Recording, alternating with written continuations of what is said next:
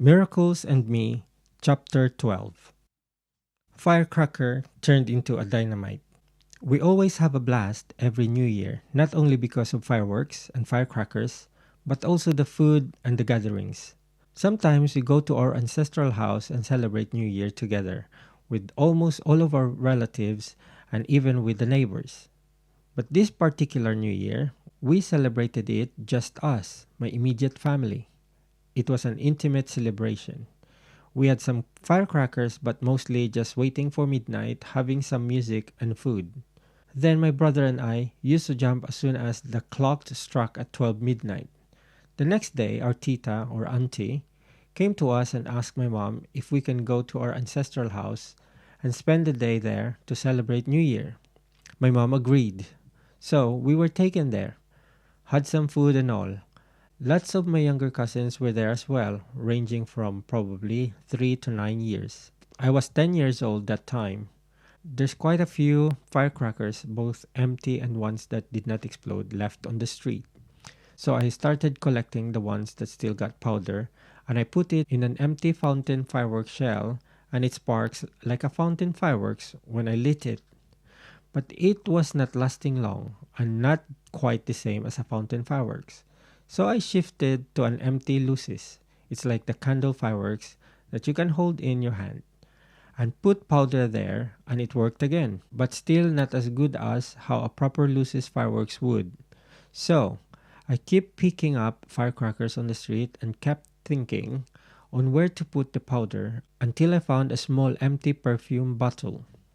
I think I emptied 5 firecrackers into that bottle and put 3 wicks. I called all of my cousins that was there and told them about my invention. It was midday and the sun was too bright that time. I told them I got a fountain fireworks, but for some reason, it's like all of them were scared, so they hid behind our water tank.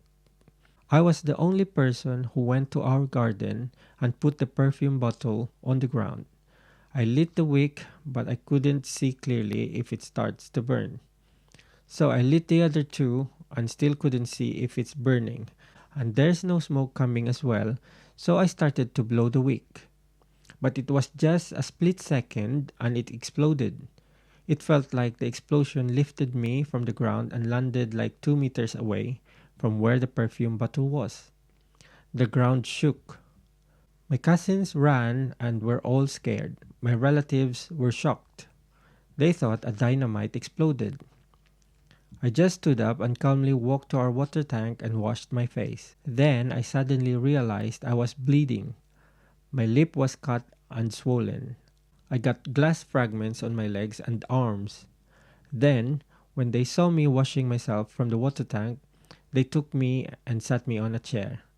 They assessed the situation. Tita Kari managed to take a photo of myself. Then, Tita Carl and Tito Melvs went to our house to inform Mama and Papa. Tito Dan carried me and they took me to the hospital. I stayed in the emergency room and they dressed my injuries. It was all minor. It was the top end of the perfume bottle that hit my lower lip. That's why it split and was swollen. When my mom and dad arrived at the hospital, my dad immediately scolded me, but my mom said that there's no point because it already happened and I'm being attended to by medical professionals and at least I'm okay. Then my dad started to remove some tiny glass particles around my eyes. It didn't hit or damage my eye. It's like a cloak or something protected me from that blast. It was another miracle. They couldn't believe it, how I managed to have minor injuries from that blast. Then, after almost a year, while I was playing baseball with my classmates at school, the ball hit my hand hard as I was catching it, and then the base of my thumb started to bleed.